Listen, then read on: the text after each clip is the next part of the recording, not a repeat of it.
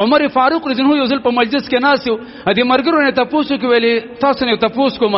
تاسو په خیال کې د سرادي چې د ليله القدر په کوم شپه کې په 28مه کې به په 30مه کې به دغه رنګ په 15مه کې کوي 28مه نه 28مه نو مرګرو مختلف رائے ورکولې عبد الله ابن عباس سه خاموش ناست و هغه ته ویل چې ورارته په کې څونه ویلې ولتم په کې سویا هغه ویل زه په کې د سویما چې ان الله وتر يحب الوتر الله سبحانه و تعالی به جوړی دی الله د عرش په مقابل کې جوړی پیدا کړی د سړی په مقابل کې خزه د اسمان په مقابل کې زمکه د شپې په مقابل کې جوړی هغه ورځ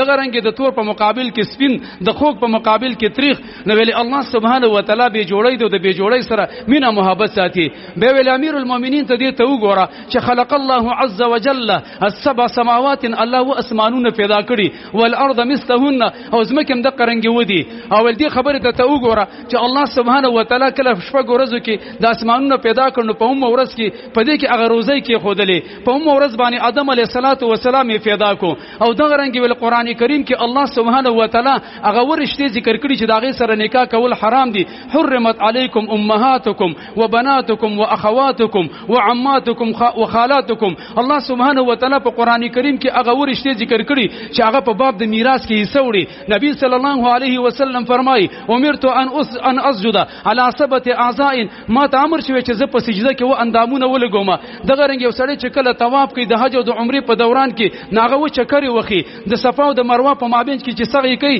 ناغه چې کوم دی و چکرې وخی شیطان چې وشتل کېږي ناغه چې کوم دی په وګټو باندې وشتل کېږي او د الله پیغمبر هم د سي فرمایلی چې التمسوها فی السبع الاواخر تاسو په اخرنۍ وشپو کې دا طلب کوي ول زه خو مې چې دا په دې اخرانو وښ پو کې دا زما عزتمند څنګه ناشنا استدلال کړي څنګه د کمال والا خبره کړي دا د عبد الله ابن عباس فقاهت دی او الله سبحانه و تعالی ور کړو د دې وجنه ابو ذر رضی فرمای و ایمان نبی صلی الله علیه وسلم ته ویل چې ليله القدر دا په کوم شپو کې راځي دا په رمضان کې که په غیر رمضان کې وای پیغمبر چې په رمضان کې وای ما ویل چې یا رسول الله دا د انبیو سره خاص وکړه داغه نه روسته تر د قیامت پورې وای پیغمبر چې تر قیامت پورې وای ما ویل چې په رمضان کې په کوم شپو کې وای پیغمبر راته فرمایل چې په اولنو لسو کې په اخرنو لسو کې وای راته غوسه شو چې دینه بعد تاسو نه کې وای به پیغمبر څخه خبرې شروع کې به ته ما ویل چې یا رسول الله صادق په غزاد باندې قسم یو په حق باندې چې زما په تا باندې دي او ستا په ما باندې دي زه نه اخرنه تاسو کوم چې دا په کوم اخرنو لسو شپو کې وای نبی صلی الله علیه وسلم راته فرمایل چې التمسوها فی السبع الاواخر من العشر په اخرنو وش په رمضان کې درشتمه فینځشتمه وېشتمه او نهشتمه په دې کې ګوره یو روایت کې راغلی دی رسول الله صلی الله علیه وسلم فرمای ليله القدر هي ليله التاسعه او السابعه او الخمسه وان الملائکه فی تلك الليله اکثر فی الارض من عدد الحصان په دې شپه کې کوم د ملائکه دومره ډیر راکوزیږي چې هغه د ذرات نم ډیر زیاتی وي او دا یا په نهشتمه شپه